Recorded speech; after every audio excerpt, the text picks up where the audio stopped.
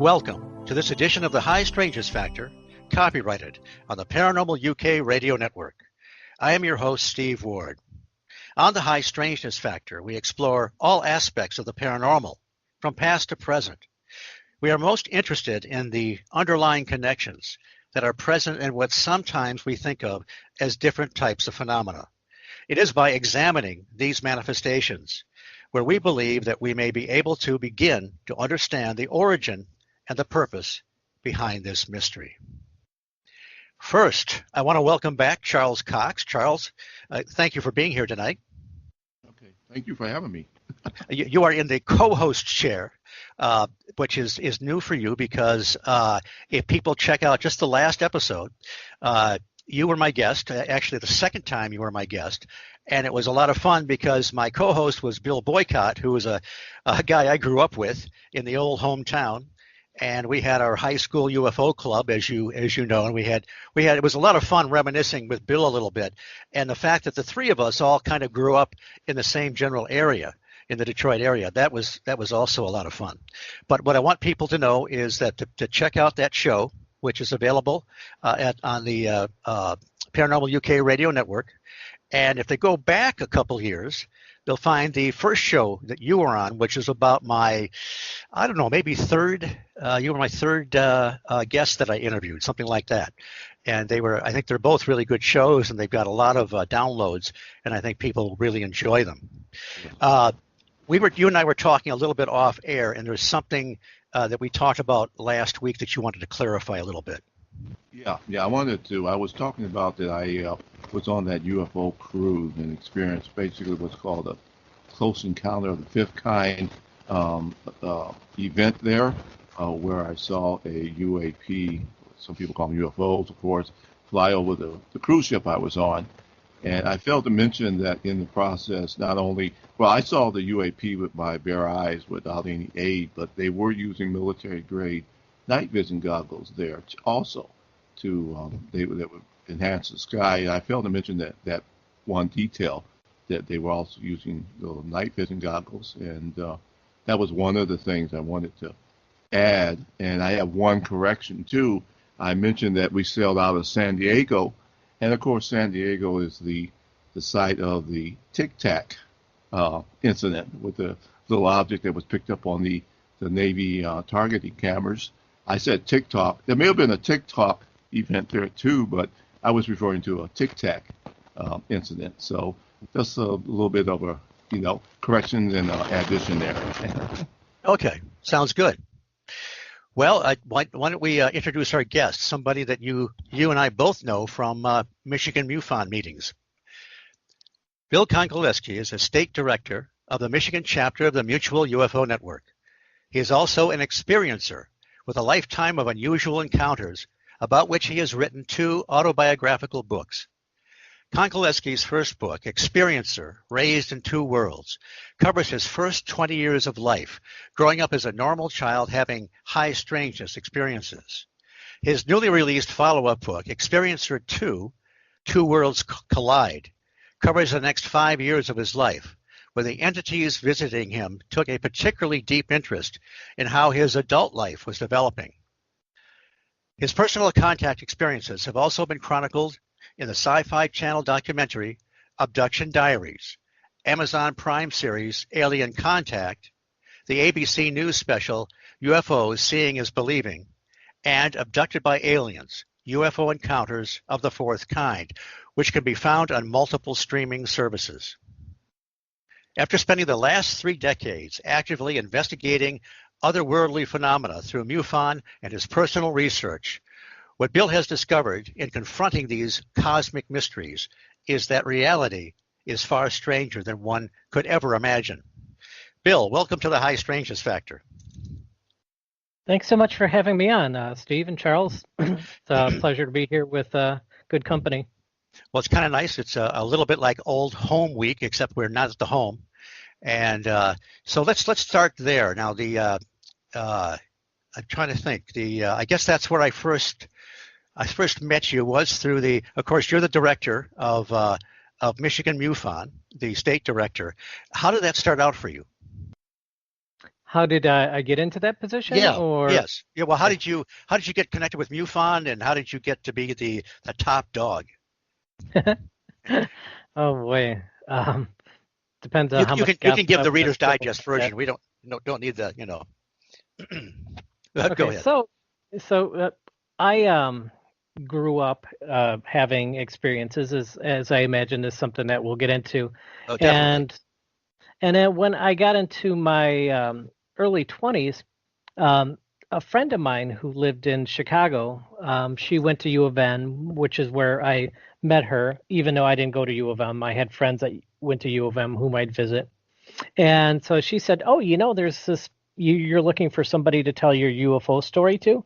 Well, in Chicago, we have this place called the Center for UFO Studies. Oh, Uh, and so on a trip out to see her in Chicago, we went to CUFOS, their office there in Chicago.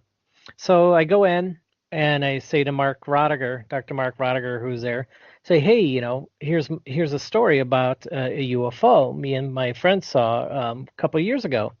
And he says, like, oh, that's interesting. He goes, did you tell your state MUFON chapter? And I said, MUFON, what's that? You know, um, and so he told me, yeah, he goes, yeah, they're the world's largest civilian UFO research organization. They're in, all these states, and they have so many thousand members. And I was like, I've never heard of them. So I came back to Michigan, and he gave me the phone number for Shirley Coyne, who was the state director at that time. And she, I told her my story, and which led to me visiting her home several times, some of which included regressions over some of the stranger things that happened to me when I was younger. And I just, I felt very welcome, very much at home within the organization, and it was so helpful. I felt an obligation to pay back to the organization, which I did joyfully because I really enjoyed it. And then over that was 93, and then in 2004 um, is when I became state director, just after having been around for so many years, showing an interest. I actually didn't go to my first meeting, interestingly, until 1997 after the symposium Michigan had that year. And that's its own whatever long story, if I'm given the Reader's Digest version. But but one of the things about it is that in the September of 97, which was my first Michigan MUFON meeting, as you know, we meet anywhere from like 3 to 5 times a year, depending on how it's set up or whatever. I right. have not missed a single MUFON meeting. I have attended every single MUFON meeting since September of 1997. Well, it seems like I've they got, should be giving you something for that. yeah. Um, but so I think one of the big things, especially now that I'm in the position, when in an all volunteer organization, the first metric of success is somebody who continues to show up. Right. So you Exactly. don't want to give a position within an organization to somebody who makes it to 1 or 2 meetings a year and doesn't network within the broader MUFON organization or keep on top of the phenomena's latest news and everything. You show up, you show interest, you stay connected, and so yeah, Rich McVandel, the outgoing state director, because he moved to Arizona, he asked me if I would do it. In fact, the first time he asked me, I was like, "Oh, I don't know if I'm ready for this." And then the next time he asked me, I'm like, "Oh, he's serious?" So the third time he asked me, I actually said yes. And now, 17 years later, I'm still in the position. So, how many years have you been here, Charles, with Michigan MUFON? That's a good question. Maybe only about 4, maybe 5, because Okay. I started coming right after I retired. Because my work schedule, I mean, I was working midnights actually, my last work environment, so it would have been a little bit difficult for me to attend the morning meetings. But I think that was probably about a good 5, well, maybe even longer than that. Look, I'm just thinking it could have been, I mean, a few years longer than that. So Well, I think my card says 2011, so that's been about a decade for me, which doesn't seem like it could be that long. Bill, for people that don't know, tell people what the Center for UFO Studies was and what their significance was in Chicago. Okay, when you say was, I'm still not. Is I'm it still not. is it still around? Yeah, yeah. To some extent, Okay, I mean, it is still around. Yes, good. to be clear, that is the case. Their level of activity is not what it once was, for sure. But yeah, they're still around. The Center for UFO Studies now, as people may remember J. Allen Hynek from Project Blue Book. Particularly, he was the chief scientific advisor. He came to the Detroit area to investigate the swamp gas flap of 1966, and it's he actually coined the term swamp gas Yes. because Oh, yeah. the Air Force told him that he couldn't. In the press conference he gave here, it was March 25th, 1966. You can even find it on YouTube. He was told not to tell anybody that give any impression that what was seen at the time was anomalous in any way. He had to be. He still had the apron strings that it tied to Yep. Project Blue Book at the time. Mhm. Yep. So he said, sometimes people misunderstand swamp gas or marsh gas, and yeah, the press ran with that. Air Force says UFOs nothing but marsh gas or swamp gas, and yeah, he felt really deeply embarrassed by it because Yeah.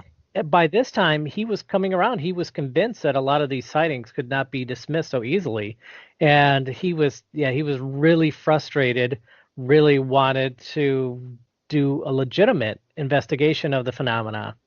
And so although his story within Project Blue Book is it's a very interesting one, I'll just skip ahead and say after Project Blue Book closed down in December of 1969, he started up his own UFO investigation outfit, primarily PhDs out of his local area in Chicago.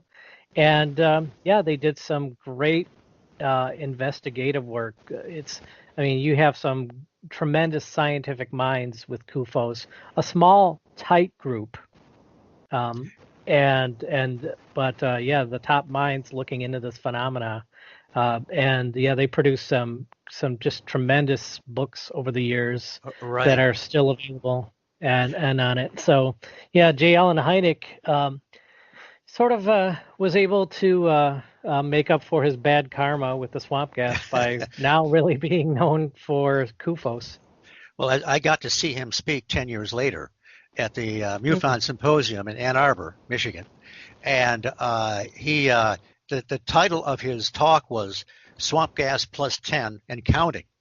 And it was he described those at that time period where he was trying to stress, though, even though he was tied to the Air Force, that he was trying to explain some of the sightings as possibly being swamp gas. It didn't matter, like you said, the press ran with it, and the UFO mystery was solved. But it was great. He had a very humorous talk and a very serious talk. And it was great too. I even met Gray Barker there for a few minutes. And for those who don't know who Gray Barker is a real character out of West Virginia that had the publishing house, Sarian Publications. And I still love those books. I mean, he could get a little fanciful with the truth sometimes, but entertainment. He was never short on entertainment. So that was a lot of fun. And I also met Dr. David Webb. He published the 1973 Year of the Humanoids, which was a Center for UFO Studies publication, and I still have that, and that was pretty interesting. So, so you've been with MUFON for several years now, and still steaming along. Hopefully, we will be getting back soon where we can actually, because they are great meetings to go to. I mean, you've rented different venues where we have kind of a brunch, and you always have a good speaker lined up. And one of the most the fun things about it is, Charles and I can sit at a table with a bunch of people, and that's where you hear people and their experiences. This is a place where people like, and we're going to get into your journey, Bill, where you were a young man and weren't able to share these strange accounts with very many people. But in the MUFON meetings, when people are just sitting around talking, I've heard some absolutely fascinating experiences from people. And it's a place where it's a safe place where if you've had something strange happen, people are not going to look at you sideways. And it's a great place to be. And you've created a great atmosphere for the Michigan MUFON meetings. Oh, thank you. Yeah, I love the cordial, the informal sort of lunch where you just make small talk, but the small talk can be the best part of the meeting, hearing people's accounts. So take us, I know that I think you have a kind of a memory from your first experience when you were actually about 2 years old. Is that correct? Yeah, my very first memory in life is being in my crib, and it was nighttime, but I was not asleep. It's not like I woke up. I was still awake. And in the darkness, I saw a little gray figure come up to the crib, giant, liquidy black eyes, and just stare down at me for a moment. I screamed for my parents, and I just heard my mom's voice, "Go to sleep, go to sleep." She didn't even come in the room, even though I was freaking out and screaming. And then the thing after a moment was just like, I just got the feeling it was looking down at me like, that's interesting. Look at that thing in there, about me. And then it just casually walked out of the room. I don't get the impression it was in the house for me. I think I was just sort of like a lanyap, just some little extra thing that was there for it to check out at that time. But implying that had been checking out other family members for a period of time? Yeah, I think so. Okay. Yeah. In my family, it's interesting. I'm the youngest of 5 boys, no sisters. And my 2 oldest brothers the 3 of us can go toe to toe with our experiences, our strange experiences. And then the next 2 brothers, absolutely zero between them. No experiences whatsoever. It is just the darndest thing, like all of this stuff happening to my oldest brothers, nothing happening to the next 2 brothers, and then it picks back up with me. And growing up in the house, this experience I had, it's not something that I remembered years later. It was burned into my memory that the moment it happened. I mean, what's funny is my next conscious memory is almost falling into Niagara Falls when I was 3. So, but so yeah, I mean, these memories, when something like this happens to you, it sticks with you. And so I would tell my family, because I had experiences at age 4, 7, 9, 10, and I would tell them, and they would all listen with some interest, like, that's very interesting. They never really debated me about it. They gave me comfort and listened to me, and I always thought that was kind of interesting. I'm like, so they believe me, but they have nothing to say in response. And it wasn't until I was a little bit older that I found out the memo that my older brothers received was that they're not to talk about their own experiences around me. And that if I should say anything, just listen and not give any feedback that gives any hint that anything is going on in the house. They didn't want to affect me. They didn't want me terrified. They didn't want to put ideas in my head about what was happening. And really, I think that was probably the best thing to do, because, now I know that my phenomena that I recall isn't based on anything that any of the other family members had, sort of given me the impression like, Bill, don't you think it's interesting that, I've seen ghosts? What do you think about that? I didn't get any of that, even though my brother was seeing ghosts in the house. It sounds like a wise way to handle it.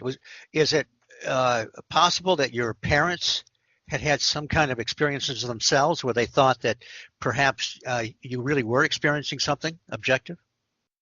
Well, the phenomena runs on my mom's side of the family, actually. Okay. A lot of strange stories, spirit sightings, entity sightings, UFO sightings. My mom herself had some interesting things. I don't know if I feel fully comfortable of going Oh, that's into a fine. lot of what my family has had happen to them unless they gave express permission, like my two older brothers have. That's Right. why I'm able to put their stuff in the books. But suffice to Um, say that this wasn't, excuse the pun, alien to them. When you started talking about these things, they were able to. Your mom, anyway, was able to say, "This sounds familiar." Was it yeah, like okay? Yeah, and while she's not the one in my mom's side of the family, in that side of the family, that has had the most stuff for certain, I'm certain enough stuff that yeah, she realized like, oh, this is happening to the next generation now. Yeah, one I, of the Go ahead, Bill. oh, as I say, one of the stories my cousin shared was it always it sticks with me. It was the late 1970s, and she saw this figure in this black outfit with this giant oversized helmet in outside her apartment window, inside the courtyard of her apartment, just running around, spinning around, and just doing all these antics. And this is something I cover in my first book in a little bit more detail. And her husband and a couple of the other people in the apartment complex went to approach this guy who's doing these things at 2 in the morning out in the courtyard. And then he freaks out, starts running away, and then he vanishes into thin air. So Okay. yeah, multiple witnesses to that. And I mean, the people, there were three guys chasing him, and he disappears into thin air. So Any that's the any type of fun stuff on my mom's side. any indication if it went back further, like the grandparents or whatever? On my grandparents' side, they believe that there is some sort of psychic connection to. Um, there was a relative that went off to World War II and didn't come back, and they felt certain he was still alive. But um, but yeah, that's the one story I remember of that. Two generations up. If there was more, I don't remember Oh, offhand. okay. Now, if when you were 2 years old and you saw this entity or apparition, whatever it was it pretty much what we would think of as a classic gray today? Yeah, absolutely. Okay. Absolutely agree. I had the closest I could come to interpreting it of it was that there was some sort of skeleton in my room, but Ah, it was a skeleton with just a light layer of skin on it. I mean, it was completely a gray, and I don't think that I saw my first classic gray entity till probably, I mean, that happened to me in 73, but it feels like it wasn't until the mid to late 80s that I saw a gray represented somewhere, like in a book or a picture or something, okay. some sort of sketch or something like that.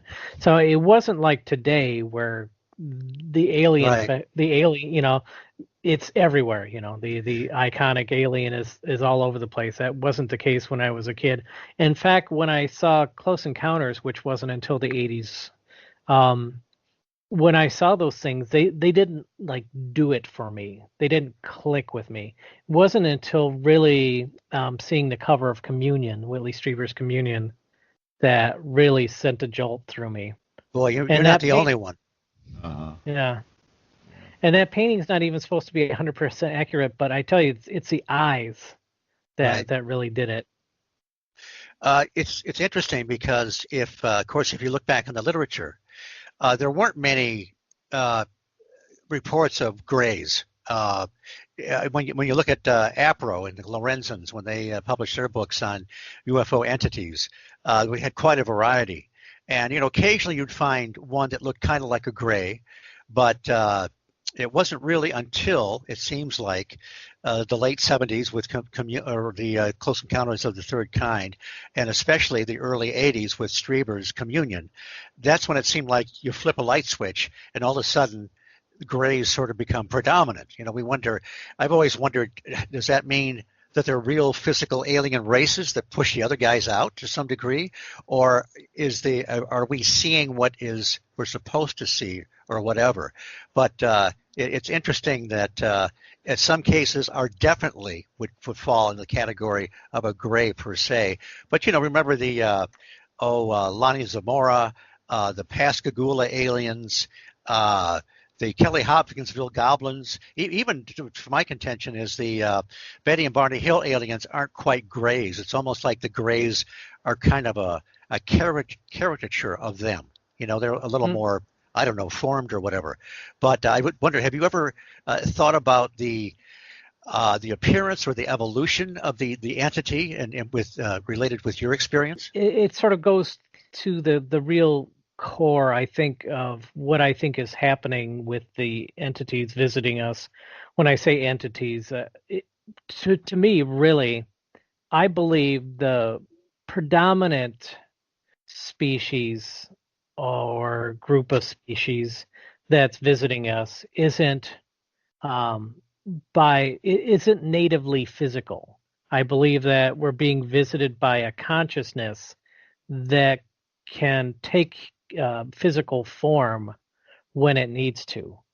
I believe a lot of my experiences were not necessarily physical, those certainly some were, and I've got a scar to prove it, and multiple witnesses in some cases.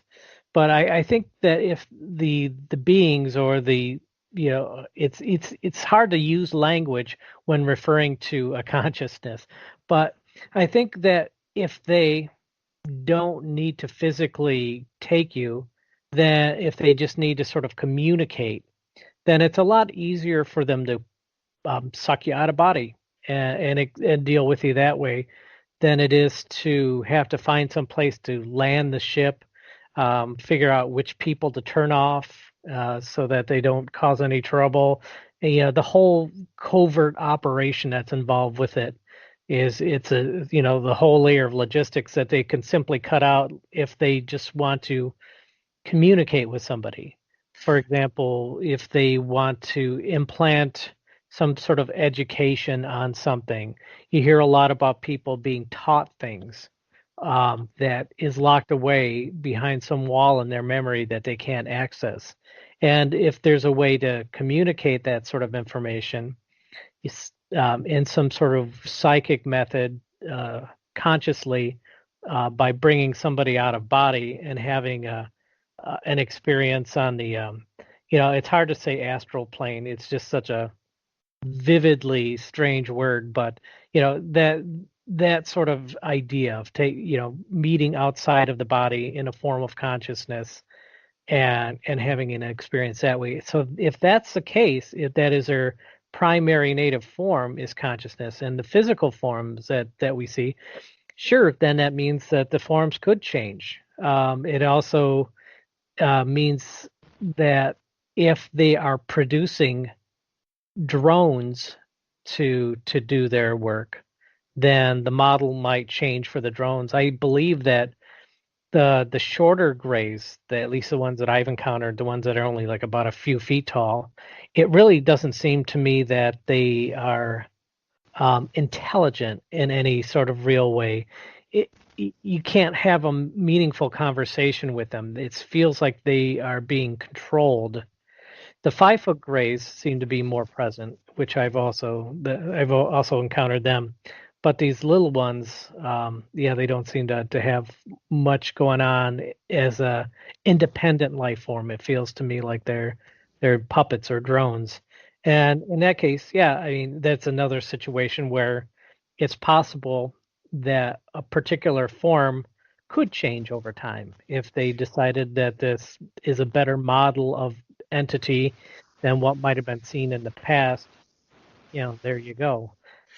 Of course, I know you've read the works of Jacques Vallée, and then there's Evan Zwentz, who did the investigating people in around 1910 in Ireland with their one-on-one experiences with the elementals. Sometimes some of these entities, if you change clothing, if you take away their green tunic and little red cap and give them a little silver suit, they might look like something out of the 50s or 60s or even 70s of a UFO pilot. So there's that the folklore connection as well. Yeah, and I understand it's hard to really dive into this without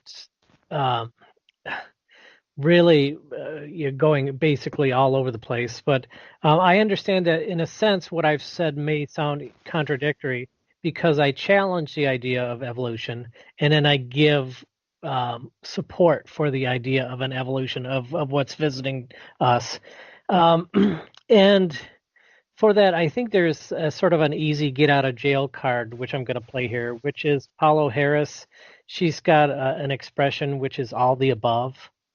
Like, Right. So, do I think that the beings that are visiting us are from another planet? Yes. Do I think they're from another time? Yes. Do I think they're possibly us from another time? Perhaps. You just basically there. If you go looking with a confirmation bias for any particular type of explanation of what's happening, you can find it. You can support any idea of what's happening. And the thing is that it all seems to be true.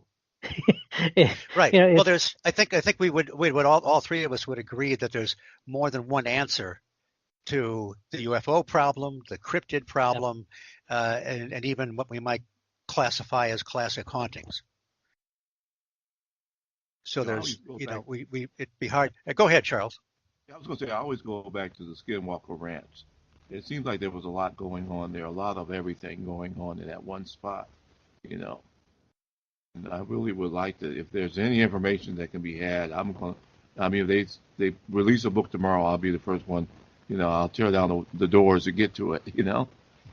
Have you read the original book that came out, The Hunt for the Skinwalker? No, I haven't read that book yet. I just heard the anecdotal stories from there, on various YouTube postings and Facebook postings, whatever. It's pretty good. It was written by George Knapp, who is an investigative reporter out of Las Vegas and does Coast to Coast AM on weekends sometimes, or at least used to. And Colin Kelleher was one of the scientists that Robert Bigelow set up in the National Institute for Discovery Science. And so it's fascinating, that by itself. So that there's other books that have been written. But Bill, have you given any thought to, Charles brought up the Skinwalker Ranch, which is kind of one of these high strangeness areas, like we hear about Marley Woods and the Bridgewater Triangle, and Point Pleasant, West Virginia, for that matter. Have you given any thought as to why it is that so many different kinds of manifestations seem to congregate in a particular area sometimes? Okay, well, I'll possibly approach it from the perspective of the evidence that I've seen, and this might not be the best, highest, correct answer, but I'll give it a shot and say that with regards to the UFOs that are being reported in Michigan, they seem to be all over the place, all the time. Sure, there was this massive flap in 1966 on the east end of the state, 1994 on the west side of the state. But as the years go by, like for example, last year we had 233 UFO sightings in Michigan. And if you drop them on a map, which you can with the software we have, what you always get is a population map. Wherever there's more people see things. And the sightings are steady pretty much all year. Tiny fluctuation around the 4th of July. One or two more people misidentify something they've seen around the 4th, whatever. But otherwise, it's pretty steady. Now, what is also happening, of course, is that people have ghost sightings all over the place. It's not really limited to any particular area, and that the cryptid sightings certainly can only occur, in under the right conditions, but still are all over the country, all over the world. And what you get in the case of the Skinwalker Ranch is that you have a large piece of real estate that is independently owned, where you're able to record all of these different phenomena and tie them together, simply because you have a big enough piece of land to be able to tie it all together. Now, here, like living in the suburbs of Detroit, you have somebody that's seen a UFO, myself, for example, next door to somebody who's seen a ghost. And, you don't normally tie those together when you're, in this sort of split scenario where people live all over the place in close type proximity. So I don't know how many of these portal areas, if you want to call them that, are really that special, or is it just the fact that they're able to record all this information on this piece of land where really the phenomena is fairly well spread out all over the world? It's just So that it may be that these things are occurring all the time. It's just that when we focus on them, it seems like they're more congregated in a geographic area than otherwise. You can make a case for any sort of geographic area. And when you say the term Michigan Great Lakes Triangle, for example, it means different things to different people. A lot of people, I've seen it as a triangle within Lake Michigan. I've seen it as a triangle within Lake Erie. I've seen somebody basically put a giant triangle around the state of Michigan and call that the Great Lakes Triangle. Oh, wow. And so I think it's really just the way that you divide up the geography. Now, it's not to say, I mean, I read that, of course, the original Skinwalker, and it's one of a handful of books that sends chills up my spine. I'm not saying that I'm not saying that there's giant wolves running around in my neighborhood, or that Bigfoot is coming out of some wormhole. Certainly there's a lot of stuff going on there that's really something. But I don't know. Have they canvassed the other ranches around the area and know that I don't know. Well, there are people do say that there are other. It's not just on that ranch, that there are other. That whole valley, the Uinta Valley, because if you go back, there was I think it was a high school teacher, Junior Hicks, and Frank Salisbury wrote a book called The Utah UFO Display. And if you go back in that area decades, there's just a huge number of UFO sightings, and it's not, like you say, it's not just on the ranch, it's over a much wider area. And then when you get into the, what's the other one, the San Luis Valley, which is part of Colorado and part of New Mexico. That's a huge area that has a variety of types of phenomena. So yeah, it could be. It's possible that it's not strictly a particular area. It has always intrigued me that where in some areas it seems like, well, there are some classic cases, like if you go to Stan Gordon's research in Pennsylvania, 73, 74, where they were seeing cryptids and UFOs, strange lights in the same place. Sometimes, same sighting. And that's always been intriguing. Mm-hmm. So that phenomena of Bigfoot appearing around UFOs it does occur all over the place as well, even though Stan Gordon was able to definitely record a lot of those things happening there. Yeah, and of course, I think we both go to the same story automatically about that dome that appeared on that property with the guy shooting at the Bigfoots, and one of them appeared to catch the bullet out of thin air, and then the guy freaks out and thinks he's in another dimension. That was like a what I like to call a three-ring circus of the paranormal, where everything was going on there, and there didn't really seem to be much of something you could grasp. The entities, the creatures didn't seem to be physical. The craft, if that's what it was, didn't seem to be physical. But anyway, let's go back a little. Go ahead, Bill. And I believe that was an absolutely authentic situation that happened. As we both talked to Stan Gordon and heard his telling of it. Yeah. It seems that that really happened pretty much the way it was reported, as strange as it was. So let's go back. I know I took us way off track, but tell us a little bit about your childhood. I mean, you had that first bizarre experience when you were 2, and I know you had a series of experiences as you were getting older, and you're in a situation where, how do you tell your friends that you've been having these kinds of experiences? So tell us some about that, how you dealt with it, and also was there, you said there was other things going on like classic haunting phenomena as well. Just kind of take us through some of that as you were growing up. Okay, so with my oldest brother, he had these interesting psychic powers in that he could make a pendulum some spin just by looking at it and thinking about it.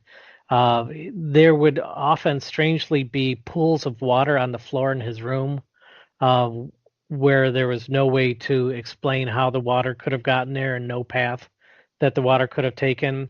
Just, I mean, and that was just I have no idea what to make of that one. Several in my family have seen plastic plants that we had moving around in a breeze that wasn't there. My oldest brother actually saw a full apparition walk through his room. And some of the psychic things that he had going on, where he a couple times saw big plane accidents before they happened. And then he's my oldest brother. He's also one that is able to, because he still does it, mess up electronic equipment around him and makes lights go out. Well, Bill, let me just stop you for a minute. A lot of that seems to be pretty classic. I mean, I know Whitley Strieber talks about that. The pools of water, it seemed to be part of a classic poltergeist experience sometimes as well. So it's, there's a lot of history to back a lot of that up. Mm-hmm. And then, my next oldest brother, he became quite accomplished with traveling outside his body. He could astral project. Not every time reliable, but he had a fairly solid track record that he was able to do that. And then he also is in a story in my latest book about him and my niece. They were driving in the middle of the night, and suddenly their vehicle got warped onto another road, traveling another direction. So that happened to them too. So yeah, a lot of weird things that aren't. In fact, when it comes to the alien stuff, that is almost primarily me. That's how phenomena exhibits itself to me. And it's not to say I've seen a ghost as well. A friend of mine who passed in the mid 2000s, like 2004, I think it was. Might have been 2006. It's been a while. But when he passed, he appeared to me as a shaft of light at the foot of my bed. My wife slept through it, but so I woke up suddenly, and there's this shaft of light at the foot of my bed, and he says to me, I hear his voice very distinctly. He had David K. Wood was a guy's name. He had a very distinct voice. Could have done, announced the Oscars, Yeah.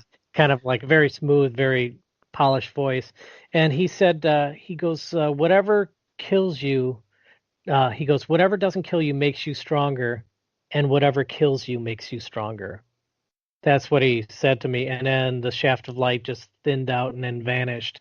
And it turned out he didn't actually die until the next day.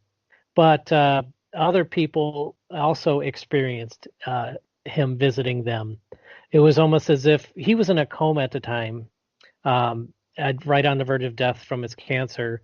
And it's almost as if when he still had like this sort of thin connection to his physical form, he went on tour saying goodbye to all of his friends. That's amazing. And right before he passed. And yeah, it was really something. But yeah, for me, I had when I was 4, I had in the middle of the day, it was the afternoon, I had just laid down to take a nap, And right when I hit the bed, not like after several minutes or I might have been asleep or whatever, right when I laid down, I was instantly paralyzed. And then I felt like I was pulled out of my body, kind of the same, kind of like pulling a handkerchief out of a pocket, like bloop. Right. And there were three gray entities there, and they were testing to see how well I could maneuver outside of my physical form. And then they put me back in. They told me not to tell my mom, and I'm sure I told her at some point. I don't know if I was right away, but I mean, of course I did at some point because it was a well-known story later. But then when I was 7, I was taken aboard, and the entities had I was taken. I was ushered by 3-foot grays into a room, and this is the edited version of the story. I was ushered by 3-foot grays into a room where a 5-foot tall gray was waiting, and I was put into a chair where, although there weren't any harnesses, I felt magnetically attached to the chair. Right. And the 5-foot gray says to me, he's like, "Be really good, and you'll get to see the color blue." And as a 7-year-old, what do you get as a treat when you go to the doctor? Like a sticker or a sucker, and he's going to show me the color blue? That doesn't make any sense. So I felt a sharp pain in my right arm, and I look over and I see a slice across my arm, my bicep, and then I see it slowly as I'm watching. I see it slowly heal over. With no idea why that had happened, why it was healing. I don't know what cut me or why I healed by just, looking over at my arm. But when I looked back at the gray, like, what on earth is going on? His face was right directly into mine, and his black eyes turned this bright blue color. And it was just mesmerizing, tranquilizing, put me at instant peace, and then knocked me out. And then, so I woke up in my bed. And later that day, I'm in the backyard playing with a friend of mine, a boy from across the street who was 6 at the time. We were just kind of climbing trees and just messing around in the backyard. When this mist rolls through the backyard, this sort of sentient cloud of mist just comes floating into the backyard.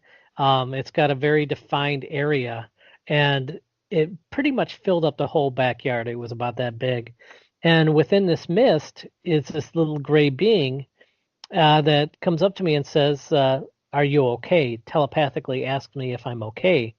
And I know that it was referring to what I'd been through the night before. And I said, "Yo, yeah, I'm fine." And then it seemed pleased. It, telepathically appeared pleased. And then continued to walk through this cloud.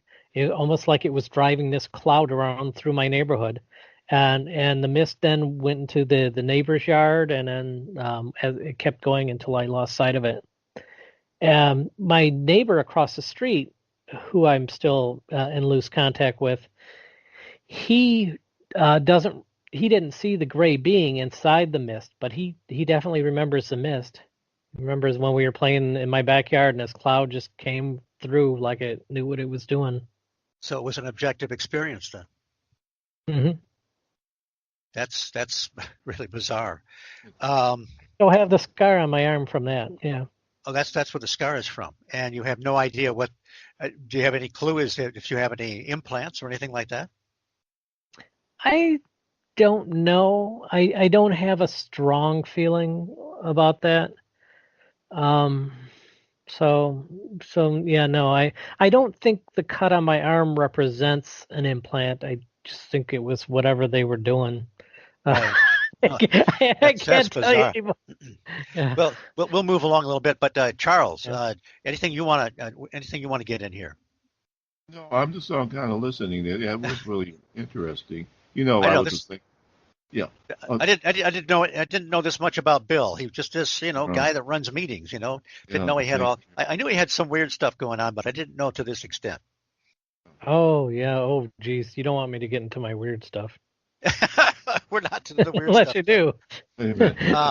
And I've got some weird stuff. This is just like surface level weird. Well, where should we go next? I mean, instead of me asking some questions, what in your journey, what should we know next as to about your experiences? Okay. So I took pretty good notes when I was being regressed about a lot of the things when I was younger. Like I said, I joined MUFON in '93. Shirley Coyne listened to my cases, regressed me half a dozen times. And in these regression sessions, it helped flesh out a small detail here and there about some of the things that happened to me when I was young. But really, I found hypnosis to be a great tool, and I don't think it. I don't think it dismissed any event that I had conscious recall of. It just added some more details to it. Didn't profoundly change anything. So I took really good notes about these regression sessions and everything that I consciously remembered. And then I says to myself that I should and could put it together in sort of a book form. And I did my original book, Raised in Two Worlds, for two reasons, essentially. One is for myself. I had notes, and it was a way for me to put them into a fashion. Like if I thought, well, if I'm going to share this with other people, I should really put the story in some sort of order that, first of all, makes sense to me and is what I want. And then if anybody takes any interest in it, so be it. The second reason that I decided that I would actually make a book publicly available about it is, at the time anyway, the book, now it came out in 2009, and I had written most of it, well before. The book was essentially written in the 90s, and it just took me that long to put it out. But there were a lot of books where UFO investigators said, oh, and this is what children think of the phenomena. This is how children experienced it. And I'm like, well, I was a child experiencing this.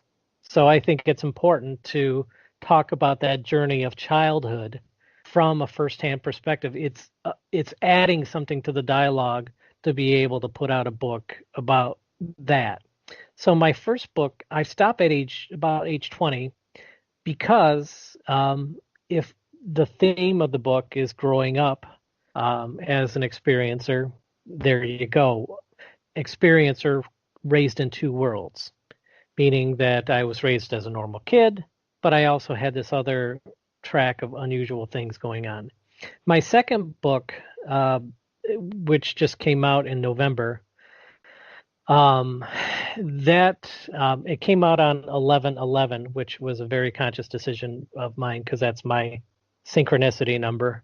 And I put out the second book to cover the next 5 years of my life, where the beings, the intelligence, whatever you want to call it, took a very deep interest in the personal happenings in my life, where I was working, who I was dating, just a lot of things where in your early 20s you develop, and decide where you're going to take your life, what trajectory it's going to take. They were very involved at that point in time. And within the experiencer community, I would often hear these stories time and again, just like that. People were experiencing this sort of matchmaking phenomena sometimes with the beings, or just nudges one way or the other. And when you listen to these stories from other experiencers, it often takes a long time to unpack. You have to patiently listen to them say, this happened, then this happened, then this happened, and then you see the pattern.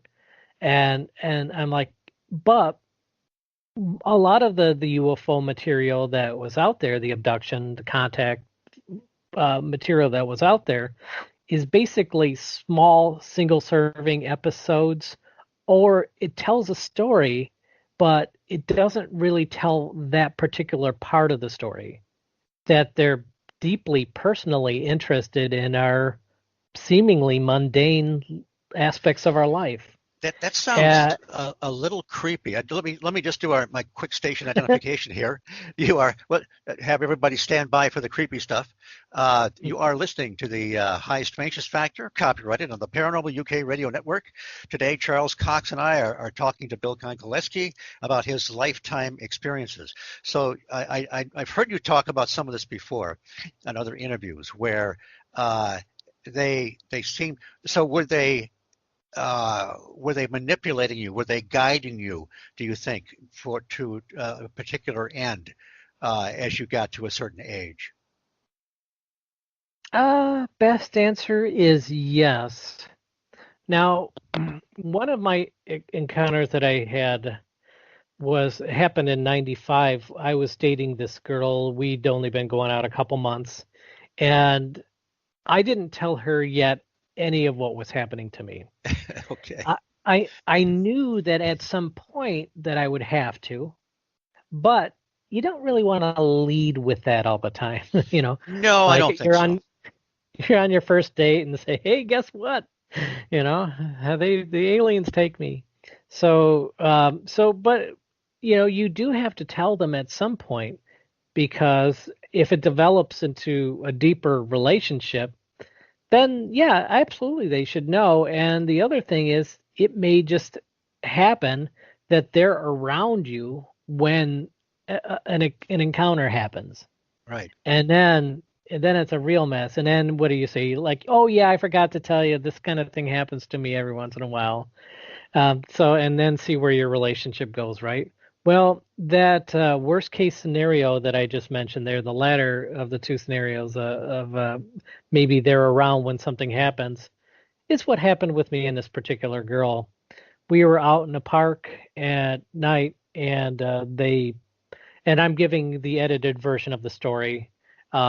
Please pick up experience or two worlds collide if you want to know more of this of what happened. Available at Amazon and bookstores everywhere, right? It's Okay. pretty much Okay, readily available. So we were there at this park at night, and they paralyzed us.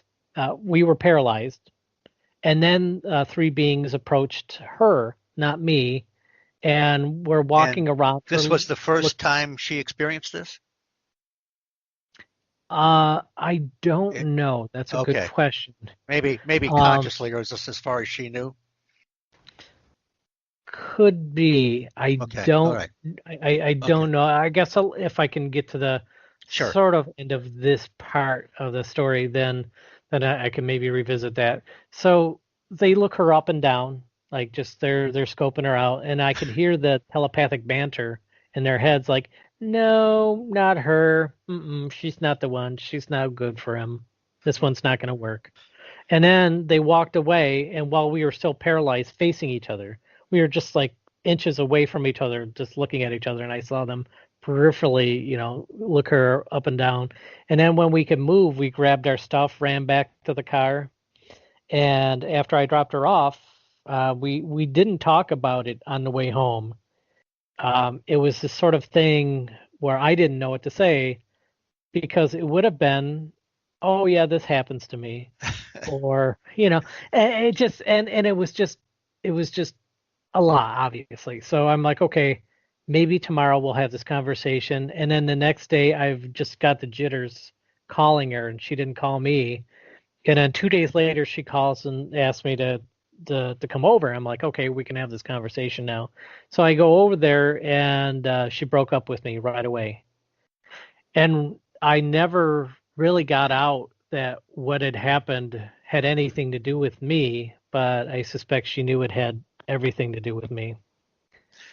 So you never got her perspective on what happened that night. Right. And that was it for us. We were broken up, and it's not like we were in a situation where we would bump into each other. So right. So whether or not it's, you know, that's a great point. I don't get the impression that she was familiar with the phenomena, but then again, I can't say that I know that for sure. Right. Wow.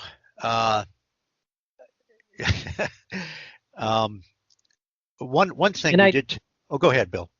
Oh, and then I do think they directed me, or made the situation possible that I was able to hook up with a woman who has strange experiences that run on her dad's side of the family.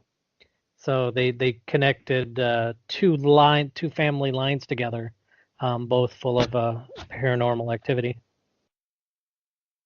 Wow, that's really bizarre. Um, so, in a sense, it seems like they were directing you toward a different mate. Yeah, yeah, pretty clearly. Yeah. Um, so, yeah, I'm a little bit speechless at the moment. Charles, do you have any questions at this moment to save me? No, not necessarily. This is kind of really just soaking it all in here. It's very interesting. Very interesting. Let me ask you this, Bill. I've talked to I haven't talked to too many people that have had the missing time, and then they did the regressive hypnosis and found something that happened. Uh, they Keel found that people that would had these experiences had experiences all their life, like you've had haunting experiences in the house. Have you had other your brother has had seems to be able to affect electronics or appliances or whatever. Do you have any of that? Do you have anything with phones or computers, or do you see some people see shadow people routinely that have had these kinds of experiences? And the last question in this bundle is, have you ever seen anything like a cryptid or a Bigfoot? This is the lightning round, huh? Yeah. Okay. Well, just the reason I ask is that a lot of times people that have had some of your experiences have experienced all that. There's a lady I talked to from New Hampshire that has the whole classic set of experiences. Alan Godfrey, the famous abductee from Todmorden, England in 1980, has had a whole series of bizarre experiences. So I'm just curious as to the range of what you've experienced. You've talked a little bit about it, but I just wondered how far it goes. Okay. So, with as far as cryptids, I can take that off the table right away. Okay. No encounters with what I would consider something in the cryptid range. The thing about phone calls that I've had is that I often feel that the strange phone calls that I've had, um, most of them were could be considered that I'm being monitored by some like government or military, whatever, Right. um, somewhere. And I include the details of that in my book. They're not that exciting. It's just that I think that my line was, or probably still is, who knows, tapped. Um, now, but an unusual phone call situation that I'd had was this was it happened twice in my very late teens. One summer, it was quite late, like we're talking like 2 or 3 in the morning, and I'm in the kitchen of my house just doodling in a sketchbook, and I could sense them in the backyard, that they were there, and it was a very strong, very palpable energy coming from the backyard, although I couldn't see anything. So I said out loud, I'm like, and it's past 3 a.m. at this point, and I said, uh, I don't want to see you if you're out there, but if you want to give me a phone call, if you want to call me on the phone, I'll answer the phone. And uh, so after I said that, um, uh, the phone rings, and Be careful what you and ask I'm for. like, oh shoot, what do I do? Because I didn't actually expect it to ring. And so I waited probably a good 2 minutes before I worked up the courage to answer it, because I'm thinking no good could come of this, probably, right? So I Right. go and I answer the phone and I get a dial tone. But the interesting thing that went along with it is that the energy seemed to dissipate from the backyard, and it seemed to go away. And so so I thought that was a fairly interesting episode, which the following summer repeated itself in this way. It's the middle of the night, like 2, 3 in the morning. I'm in the kitchen sketching in a sketchbook. I get that same feeling of presence in the backyard, and I said, okay. I said, I know I didn't answer the phone right away the last time, but if you call, I will answer the phone. And sure enough, the phone rang right away, and I'm like, I'm not even going to think about this. And I just ran and I grabbed the phone right away, and again, a dial tone. And so at this point, I hung up the phone, and I'm like, oh gosh, I I was really nervous at that point, and so I crept up. I'm like, the phone rings in the kitchen as well as my parents' room. So I wondered, perhaps the phone woke them up because it probably rang in their room as well. So I crept up to their room, and it woke up our family dog who happened to be sleeping in their room. And she's like, "Oh, are we going outside?" She is like, she's tail's wagging, and she hops out of bed and she runs to the door. I'm like, "Oh my gosh, I have not taken the dog outside. Oh my gosh, I do not want to go outside." But she's whining and whimpering at this point, like she's really got to go out. And I'm thinking, like, well, dogs are supposed to have a sixth sense for these types of things, and Right. she doesn't really seem to be affected, so maybe it's safe. But I'm not going into the backyard. I'm not going to let her out into the backyard. I'll take her out into the front. So when I take her out into the front yard, she goes right up to where the sidewalk is, and she's doing her thing. And I look back, and over the house is this perfectly disc-shaped cloud. It it's absolutely a cloud, but it's a crisp disc shape, and it was luminescent without there being a moon. It was like self-luminescent. It had just the faintest glow to it that was like universally spread throughout the whole thing. And I'm like, what the heck is that? And then it starts moving away from the house slowly, and the direction it was moving was not the direction the breeze was blowing, at least on the ground. And it starts moving faster and faster and faster, and then shoom, disappears. Like when I say disappears, I mean it shot away at such tremendous speed that it shrank super quick to nothingness. It just tore off at some unfathomable speed. Um, and the dog seemed unfazed. I'm like, well, I don't know what that says about dogs, or at least my Yeah, dog. well, there does seem to be a mixture. There's times when animals react and they take off and never come back, and there's other times when they seem to be in kind of a stupor and nothing happens, and there's other times when they seem to be completely unaffected, and I don't know what that would be. But so now, as as someone who's investigated many sightings for the Mutual UFO Network, they seem to have a very and I understand it. They have a very kind of a forward logical approach to try to eliminate natural atmospheric phenomena and so forth. And I imagine they have some kind of a general psychological profile to determine if somebody is, putting them on, or perhaps has some kind of issues and believes that they've been abducted or whatever. But with your personal experiences and with you talking to so many people that have these high strangeness aspects, how does that alter your approach to investigating? I mean, I'm pretty sure you're not going in asking about the metallic spacecraft and just how many windows did they have and what planet were they from. The UFO problem seems to be so much broader. What is your approach?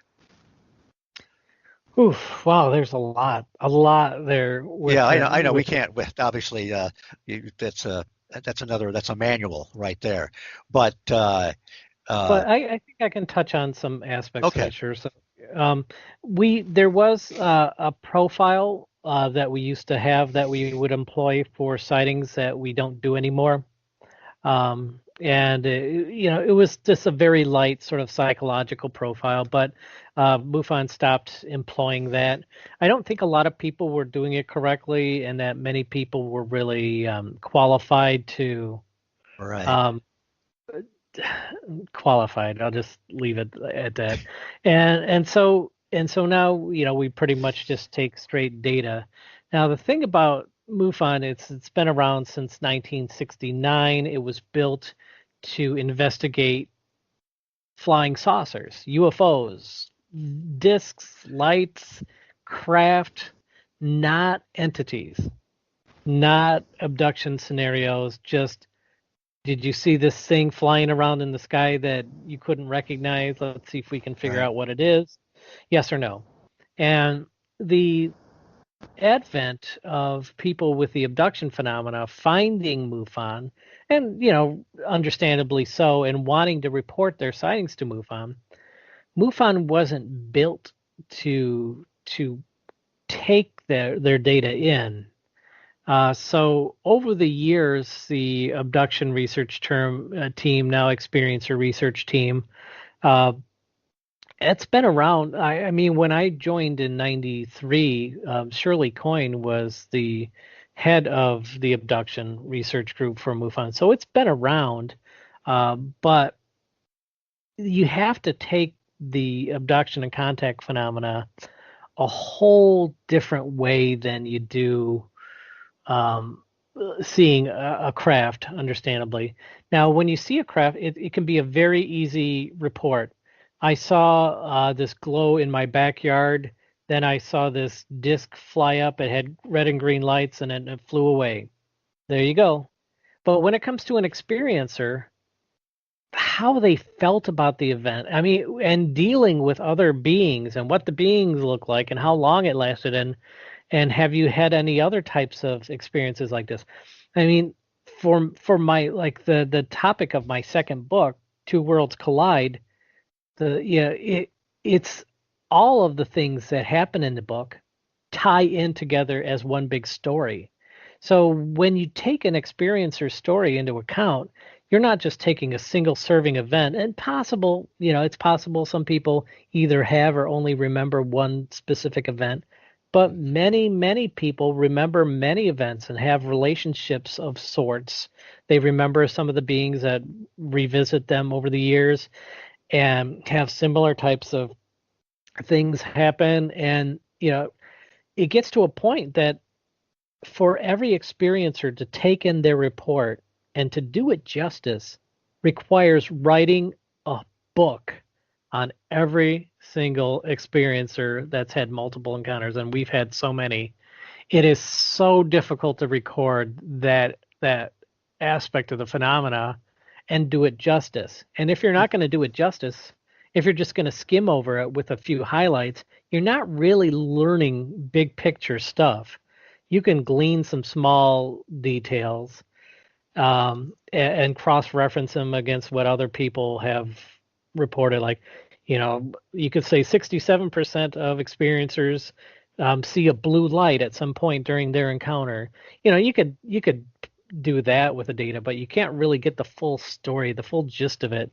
This is such a deep, powerful, meaningful connection with the universe type of experience, and it's not just saying uh, it's not enough to describe what the beings look like. Where when you see a Yes. UFO sighting, that's really all you're going to get is a description of the UFO in many cases. And so when we take in these cases, they go into very separate rooms and get investigated very different ways. And if somebody sees a UFO and it's also a contact experience, often two different investigators will look at the same case. Somebody who looks at the UFO aspect, somebody who looks at the experiencer aspect. The stories, they're not, you'll still find them together if you look at this person's event, but it requires multiple investigators in a situation like that. And it and this I think ties in a little bit with what I think was amongst all the things that you just asked there, which is I remember when in the early days when and doing the investigations, and I'll have to say, since I became state director, investigation hasn't been my main thing to do. We have a chief investigator, Daniel Snow, does an excellent job, and all of our investigation team, they're the ones that are the boots on the ground. Right.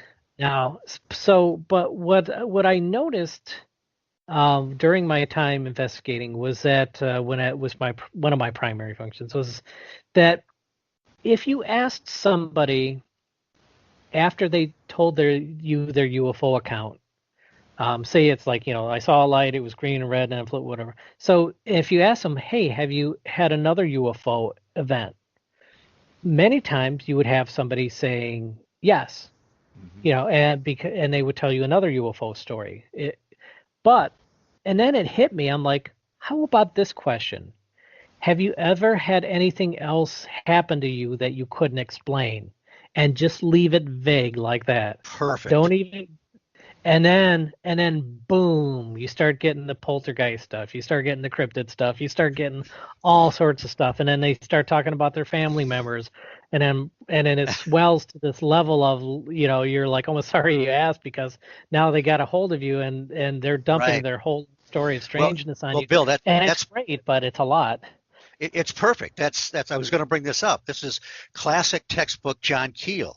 Back in the '60s, he realized and I forgive me, audience, I say this all the time. Keel's catchphrase was, ask the experiencer what they had for breakfast. And what he meant was, find out everything about them, their family history, their history, and that's where he would get all these other seeming phenomena that didn't seem to be connected. He would find that time after time, these experiencers like yourself had all these other things going on. And when I interviewed this young lady from New Hampshire, if I had been stuck in the 60s with my viewpoint of what that they were ETs from some other planet and that was it, I never would have found out that she and her family were experiencing shadow people and orbs and cryptids and all that sort of thing. So yeah, that's perfect, and that's really what should happen. I agree. And go ahead, Charles. I was just saying I agree too.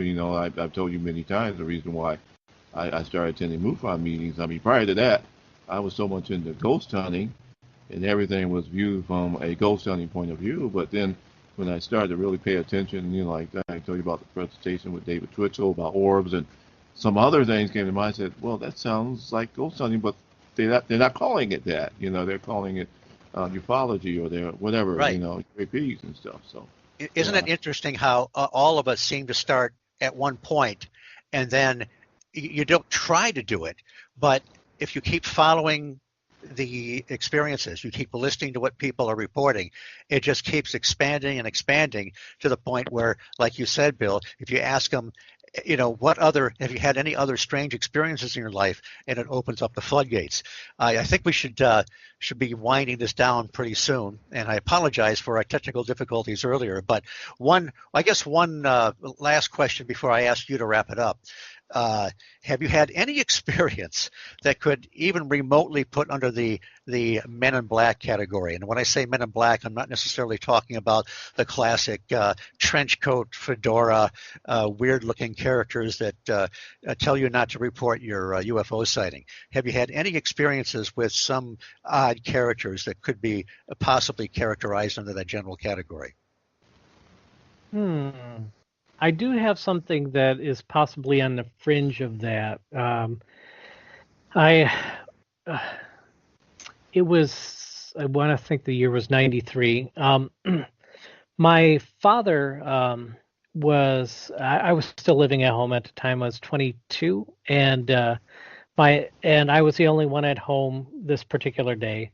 My father was looking for a new job. He had interviewed for a job, and he was told that he would get a call from his prospective new employer on that particular day, and to say whether or not he got the job. But he couldn't be there because he was gainfully employed at the time. He just wanted to switch jobs. So he asked me, if I had any plans. I was like, no. He's like, can you be home and take this phone call should it come? I said, yep. So I'm at home. I was actually reading at the time David Jacobs' Secret Life book. Wow, which is about and he was a classic alien abductee researcher. Yeah, and he's still around. Yeah, So the phone rings, and I go on, and I put down the book, and I go and answer the call, and it's my dad. So, and he says, "Hey, has anybody called yet?" And I said, "No." And he's like, "Are you sure? Like maybe somebody else took the call?" And I said, "No, I'm nobody else is here. It's just me. I'm home alone." And then I had this weird feeling like I shouldn't have said that. Like, oh no, I shouldn't have announced that I'm by myself. But so he's like, okay, thanks, whatever. So I hung up the phone, and right away I got this weird feeling like I was being watched. And then I walk back to my chair where I was, and I pick up the book again, and the phone rings again.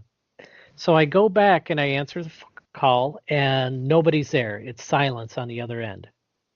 And I'm thinking it's my dad, because I thought it was my dad calling back.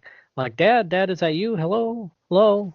And then um, and it just was silent. So I hung it up, and at that moment I heard an approaching helicopter, and very closely approaching helicopter.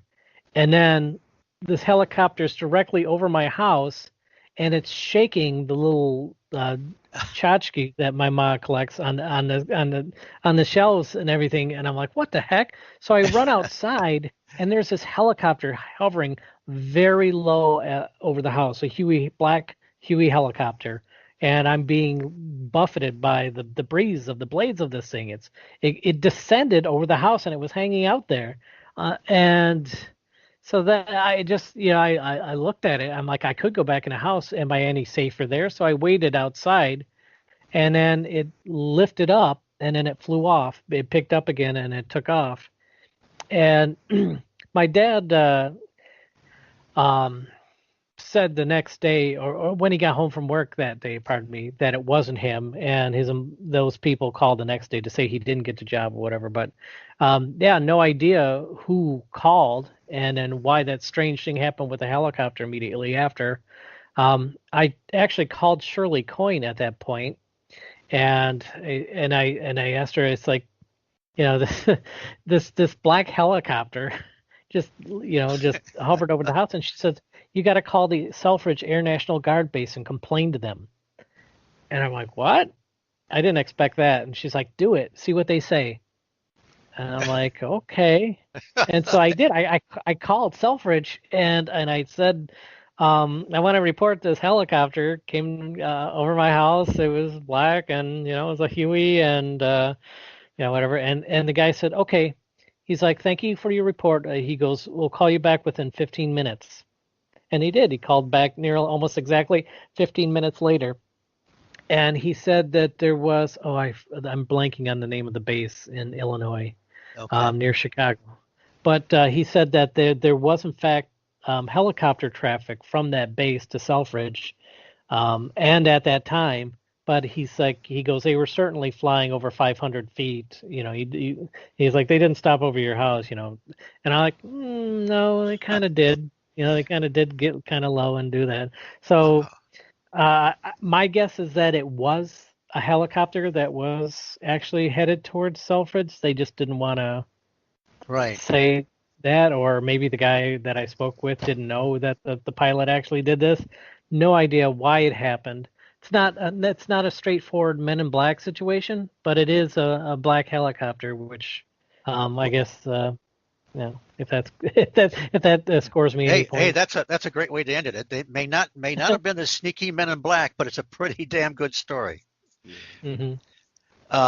So in wrapping up here, I'll let you have the final words, but definitely you have 2 books available, and that's have I been saying your name correctly, Congoleski? Oh, that's perfect. Okay, I always call you Bill. I never call you Mr. Konkolesky or Sir Konkolesky. So I thought, I wonder if I'm mispronouncing that. But anyway, it'd be very easy to find on Amazon. I know from looking at your books, we just barely touched your experiences tonight. We could never do justice to it. So people really need to start checking out your books, and it's important to have somebody as logical, and you look at your experiences in a as objective a way as possible, being that they happen to you, and there's a lot of emotion involved. So it's just really important to look at books like this to try and, I think, get a grasp on the situation, on the mystery. And is there any and let people know how to contact you and about MUFON and anything else you want to leave with. Sure. So first of all, if you've seen a UFO, please go to MUFON.com and report it. If you yourself want to investigate UFOs, go to MUFON.com and find out how to be a field investigator for us. We have over 4,000 members worldwide. We're in over 40 countries. There's no other organization quite like MUFON. Personally, my own personal website is experiencer.me, as in me. And so experiencer.me is my personal site. There's contact information for me at both of those places. I'm on Facebook if you want to friend me there. And yeah, my books are available, as you mentioned, at Amazon, also BarnesandNoble.com and Walmart.com. I don't think they're in the stores there, but it's all those places. But so, heck, if you're Amazon Prime, you get on, hit that keyboard, and 2 days later you've got it. Mm-hmm. Pretty quick. Do we have any projection as to when we're going to have some meetings again for MUFON, where we can gather together at this point? I don't feel the need to be brave and cutting edge and be the first of the states to have public meetings again, if any of them are. The consensus seemed to be when in March of last year we decided to go to a virtual meeting. It seemed like that most people supported that idea. So at some point down the road, sure, that's my preference. But even if we do start a meeting in person, it's likely that we'll continue to also have these online meetings as well to go along with it. Okay, that sounds good. And listen, Bill, I really appreciate your time and thank you for being here. And Charles, tell people how they can contact you as well. Well, once again, I'm mostly on Facebook right now, and just look me up. You said that, look at that smiling face, I guess, and I am.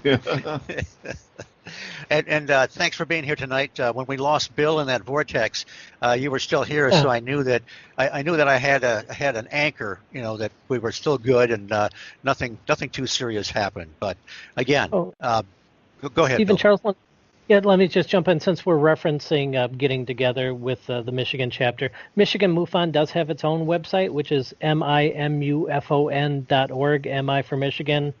MIMUFON.org if you want to find out about our Michigan State chapter and the meetings that we have virtually now. Okay, sounds good. Anything else, gentlemen, we should talk about before we go? I can't think of anything. Okay, sounds like we're good. Yeah. Okay, again, Bill Konkolesky, thank you for being here. Charles, thanks for riding shotgun. And everybody sit tight. I'll do my closeout, and I'd like to talk to you guys a couple minutes after the show. The High Strangeness Factor was created by Steve Ward and Andy Mercer and is copyrighted on the Paranormal UK Radio Network. I want to thank our fearless leaders, Irene Ellen Block and Mark Johnson, here at the network. I also want to thank Andy Mercer, my producer and regular co-host, without whom the show will not be heard. I also want to thank Brian Zeller, who composed the original theme for the show. I have a Facebook page called The Phantom Menagerie, which you can check out. I can be heard weekly on Mac Maloney's Military X-Files as a correspondent on this same network. I am featured on the Small Town Monsters documentary called The Mothman Legacy, available on Amazon Prime. And I am Steve Ward, your humble host here on the High Strangeness Factor, a displaced Yank here on Paranormal UK Radio. Thank you for listening. I will see you all again in a fortnight. Take care.